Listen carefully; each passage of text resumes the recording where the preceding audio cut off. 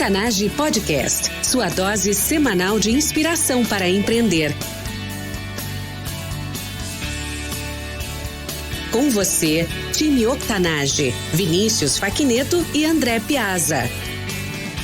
Bem-vinda e bem-vindo ao Octanage Lab, Conexão Londres-Austin, Brasil. Eu sou André Piazza, consultor de inovação em Austin, Texas. Como host do Octanage, exploro as últimas novidades em inovação, negócios e empreendedorismo que acontecem nos Estados Unidos e Europa e como isso faz a diferença para você e para o seu empreendimento. No programa de hoje, vamos conversar sobre o processo de tomadas de decisão, o quarto pilar da transformação digital. Essa é uma série de 5 episódios no qual vamos falar a respeito dos 5 pilares da transformação digital mencionados num episódio anterior gravado aqui no Octanage. Os 5 pilares são a experiência do cliente, novas receitas e vendas digitais, eficiência e automação, processo de tomada de decisão, que é o episódio de hoje, e o 5º, novos modelos de negócio, que vai ser o próximo episódio. Dados, dados e mais dados.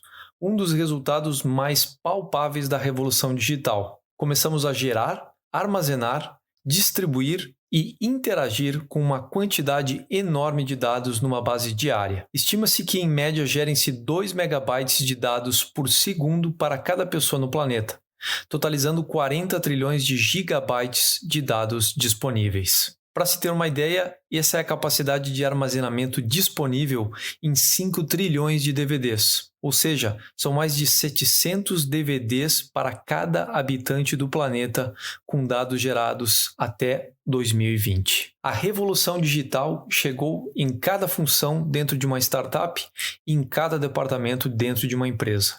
Os processos são gradativamente digitalizados, como vimos no episódio passado, Lab 017, sobre eficiência e automação, gerando dados que podem e devem, como eu proponho, participar na parte mais importante do processo de gestão, a tomada de decisão. Como fazer isso acontecer? Antes de compartilhar uma receita para fazer essa transformação no seu empreendimento, aproveito para recordar alguns aspectos importantes sobre a tomada de decisão no contexto empresarial. Como definir uma boa decisão de negócio? Em geral, boas decisões para o negócio são tomadas de forma objetiva, baseadas em fatos, não em opiniões, e de forma consistente, alinhadas com a equipe, com os objetivos e com os valores da empresa. Cada um desses elementos precisa ser mantido e pode até ser aprimorado através de um projeto de transformação digital para preservar a capacidade dos gestores e das equipes de tomarem decisões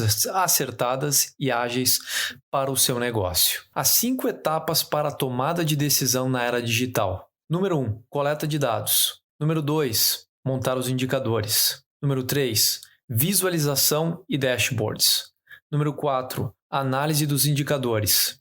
Número 5, alinhamento dos gestores e da equipe. E número 6, plano de ação. Você está curtindo esse episódio? Indique o Octanage para alguém que possa aproveitar nosso conteúdo. É só acessar octanage.com/indique e enviar para a pessoa através do WhatsApp. Eu conto com você. Etapa número 1 do processo de tomada de decisão na transformação digital, coleta de dados. Como a gente comentou em episódios anteriores, a gente gosta muito de ver o negócio sob o ponto de vista de processo. Quando você começa a quebrar o negócio em vários processos, dentro de cada processo, você consegue identificar tudo aquilo que precisa ser medido e pode ser medido dentro daquele processo. E você vai estabelecendo dentro do processo pontos de coleta da informação. Tudo aquilo que pode ser medido pode ser melhorado. Então, o primeiro ponto é, de fato, começar com a coleta de dados e fazer ela baseada nos seus processos, naquilo que você faz de forma repetitiva e naquilo que leva à geração de valor para o seu cliente final. A segunda etapa da tomada de decisão é montar os indicadores e as métricas. Como fazer isso acontecer? Em primeiro lugar, você precisa ter em mente que os seus indicadores precisam estar alinhados com os objetivos de cada equipe e com os objetivos geral do negócio. Então, estabeleça medidas simples, indicadores simples e que estejam atrelados rapidamente, de forma direta e concreta, com os objetivos, né, finais do negócio. Um dos formatos que tem se popularizado muito hoje em dia é a questão dos OKRs. Objetivos e resultados chaves, traduzidos para o português, que tem sido uma metodologia encabeçada aí pelo Google e que foi trazida e adotada por muitas startups ao redor do mundo e que já tinha sido adotado pelo mundo corporativo já fazia algum tempo em técnicas muito similares. Você pode fazer isso de forma bem simples. Quando você você estabelece objetivos e para cada objetivo que você estabeleceu, você estabelece os principais resultados chaves com os quais você quer atingir. Isso aí já deve delimitar um conjunto de indicadores para você ter dentro do seu negócio. E dentro de cada setor, existem também os indicadores clássicos de sucesso dentro de cada departamento ou dentro de cada função. Então, monte os indicadores. Em geral, eles são relacionados à eficiência, à produtividade, ao tempo ou ao atingimento de resultado. Alguns exemplos.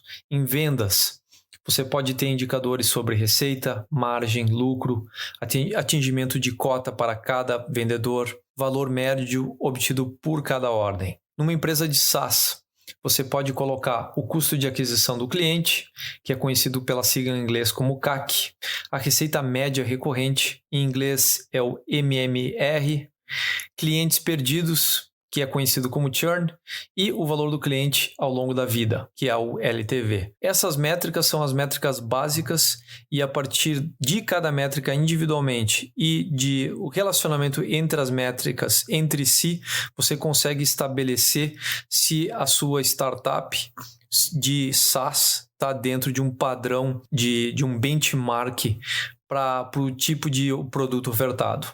Então, por exemplo, você consegue, se você fizer o valor do cliente ao longo da vida dividido pelo valor da aquisição do cliente, você tem que, para cada tipo de SaaS, você tem um valor, uma meta a ser atingida. Em geral, um número que vai de 2 a 5 vezes o valor de aquisição. Ou seja, a cada cliente adquirido vai gerar uma receita que é de 2 a 5 vezes maior do que o custo que a empresa teve para adquirir aquele cliente. Então, de uma forma concreta, já estou dando um exemplo aqui dos passos seguintes, que é medir, de fato, fazer análise do indicador e saber entender o que ele significa. Então, dentro dos indicadores, uma outra coisa bastante básica e importante é saber estabelecer 3 pontos. Onde você estava, onde você está agora e para onde você vai, que é a sua meta. Esses 3 números são importantíssimos. O primeiro deles é onde você estava, que acaba virando uma série histórica. Então você tem controle sobre aquilo que aconteceu no passado, você entende aquilo que aconteceu no passado e você já fez o aprendizado daquilo ali porque você fez a análise. O novo dado é o dado que está vindo de onde você está hoje. E o dado futuro é a meta que você quer atingir e estabeleceu para a sua equipe e para os seus departamentos. A análise que você vai fazer em cima disso aí vai determinar exatamente o seu plano de ação, que é algo que a gente vai falar então nos próximos passos. Para facilitar essa análise, é importante distinguir rapidamente entre 2 coisas, entre o que está bem e o que está mal, entre as metas que foram atingidas e as metas que estão em aberto. Isso é importantíssimo porque vai dar agilidade para a equipe de entender exatamente aquilo que precisa ser modificado e aonde a discussão precisa acontecer. Passo número 3 da tomada de decisão é colocar esses indicadores dentro de um dashboard, ou seja, fazer a visualização dessa informação. Tem muita informação a respeito disso e um dos grandes autores que ao longo das últimas décadas tem se manifestado a respeito da visualização de dados é o Edward Tufte. O Edward tem um corpo de conhecimento fantástico e uma série de livros realmente impressionantes sobre como visualizar dados para que a nossa cognição utilizando ferramentas da neurociência, a gente consiga entender como os humanos conseguem assimilar uma grande quantidade de informação e tomar decisões a partir delas. A partir do conhecimento gerado pelo Tufte e por outras pessoas do ramo, acabaram surgindo diversas formas de visualização, às quais a gente está hoje em dia muito acostumado na internet e dentro também dos departamentos aí de empresas, startups e corporações. Gráficos, mapas de calor, tabelas, sparklines, bullets e também interpretações escritas. Todos esses são elementos importantes dentro de um dashboard. Cada um deles conta um pedaço, uma etapa diferente dentro do dashboard. Então, gráficos vão conseguir colocar densidade de informação, mapas de calor vão conseguir demonstrar, inclusive, uma nova dimensão a respeito dos dados, às vezes dentro de um próprio mapa. As tabelas vão conseguir distinguir elementos diferentes e segmentar audiências, públicos, resultados diferentes. E os sparklines vão conseguir dar a noção daquilo que foi os valores, como o valor atual se compara com a meta e com a série histórica dos números passados. Os bullets acabam sendo importantes porque eles podem colocar as ações ou eles podem ser usados também para descrever alguma coisa que aconteceu durante o último período e que ajude as pessoas a fazerem uma análise mais concreta. E por fim, eu sempre recomendo de colocar junto como subtítulo de cada slide uma interpretação, para que as pessoas entrem no slide e observem os gráficos, mapas de calor, tabelas, sparklines e bullets, sabendo exatamente o que está acontecendo dentro daquele slide. Então, as pessoas já têm uma interpretação, as pessoas já têm uma âncora quando estão revendo aquele slide. Tudo isso a gente consegue implementar em diversas ferramentas. As mais comuns são o Excel ou o Google Sheets, que é o equivalente do pacote de produtividade do Google e que está disponível de forma gratuita para todo mundo na internet. Tem sido uma ferramenta de grande valor. Eu tenho usado muito o Google Sheets e tenho desenvolvido um conhecimento a respeito de fórmulas e formas de fazer visualização ali dentro. E, inclusive, criado alguns dashboards que a gente usa aqui no Octanage também para nossos próprios resultados dentro do Google Sheets. É uma forma muito útil porque é fácil, é acessível, tem uma documentação incrível disponível online e você consegue de fato agregar informação vinda das mais variadas fontes dentro dele e disponibilizar isso aí 100% do tempo na internet. Outras ferramentas que têm sido muito populares para visualização de dados é o Tableau e a outra dela é o Google Data Studio, que eu também utilizei ultimamente para pegar dados de fontes variadas, não só do Google Sheets, mas também usar conectores vindo de outras fontes, por exemplo, redes sociais, ou fontes dados vindos de outras automações, de outras plataformas e sistemas que não estavam integrados diretamente com as planilhas. Então tem sido muito interessante, inclusive não apenas usando isso para a equipe interna, mas também usando isso com equipes externas, inclusive com clientes, compartilhando parte da informação também com os clientes. O Google Data Studio tem sido uma forma bem enxuta e bem relevante de fazer esses dashboards. A etapa número 4 é a análise desse dashboard. Então, alguns pontos que a gente pode usar nessa análise. Primeiro ponto é analisar o que está à distância, o gap que existe onde eu estava e onde eu estou atualmente. Ou seja, olhar para o passado e comparar com o ponto presente. Melhorou ou piorou? Estou acima da média, estou abaixo da média? Estou dentro de uma previsão de variabilidade ou estou fora dessa previsão de variabilidade? Acaba sendo uma das primeiras análises que a gente consegue fazer de forma intuitiva, olhando os dados. O segundo ponto, a segunda análise é a distância entre onde eu estou e a meta que eu quero atingir. Então, olhando para frente agora, comparando com as minhas metas, qual é a distância? O que está acontecendo? Então, nessas duas comparações que eu acabei de citar, gera-se uma discussão super rica, em geral voltada à ação e aos resultados. É importante lembrar que as pessoas façam duas coisas nesse momento.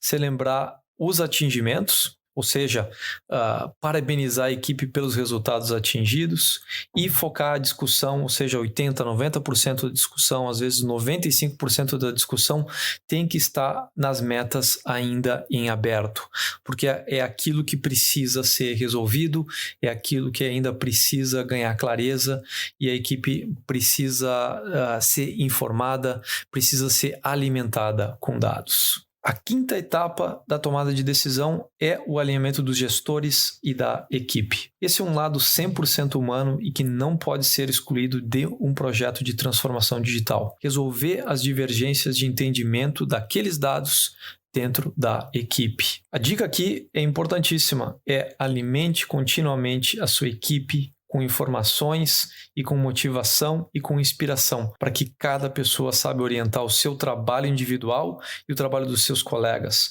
de acordo com os objetivos da empresa e com a situação atual do setor dela. Isso vai dar aquilo que o Daniel Pink coloca no livro dele, o Drive, que é o MAP, né? Então é Mastery, vai dar a pessoa controle da situação, vai dar autonomia para ela tomar ação e vai dar um propósito. Ela sabe ser o agente de mudança que você quer dentro dela. E para mim é uma das partes mais importantes porque é 100% humana e a gente falando de transformação digital, é tão fácil a gente acabar mergulhando dentro de ferramentas e dentro dos bits and bytes e esquecer o elemento humano que é o mais importante dentro dessa transformação digital. Então, lembre sempre, todo o trabalho que a gente faz aqui em termos de tomada de decisão é entregar poder e valor para as pessoas conseguirem resolver os problemas. Não vamos cair, gente, na armadilha ou na tentação de achar que a gente está resolvendo os problemas simplesmente por criar visualizações bonitas ou por estar coletando uma quantidade enorme de dados. Isso não resolve nenhum problema.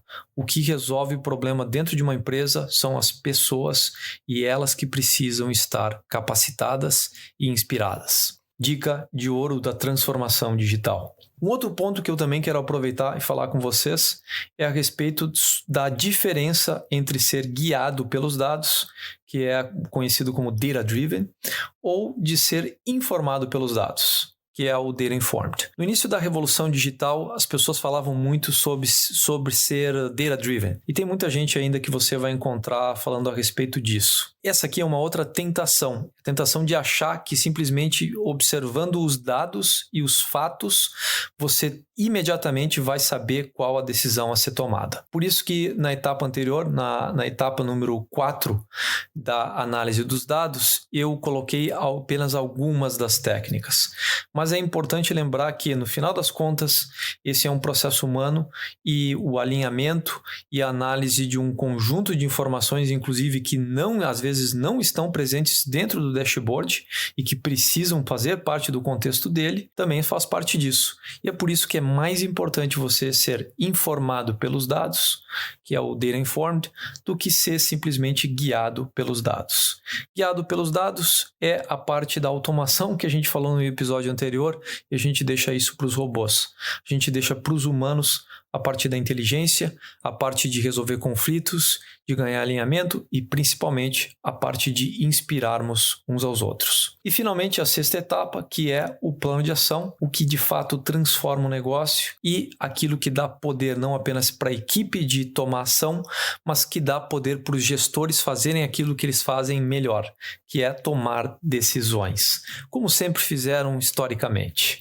Então, um grande ponto de encontro, então, com a gestão tradicional dos negócios aqui. A gente elabora um plano de ações com responsáveis, datas, e a gente faz o acompanhamento do andamento de cada uma dessas ações dentro do contexto dessas reuniões de revisão dos dashboards. E, a partir desse momento, o processo reinicia. Pessoal, acabei passando para vocês no episódio de hoje, então, uma visão de como articular o processo de tomada de decisão num projeto de transformação digital e que pode ser aplicado no seu empreendimento. No episódio seguinte, eu e o Vinícius vamos falar sobre o quinto pilar da transformação digital, o modelo de negócios. Nos vemos lá. Eu sou o André Piazza e esse foi o Lab 018 sobre como estruturar a tomada de decisão na transformação digital. time Octanage. Até a próxima. Octanage Podcast, sua dose semanal de inspiração para empreender.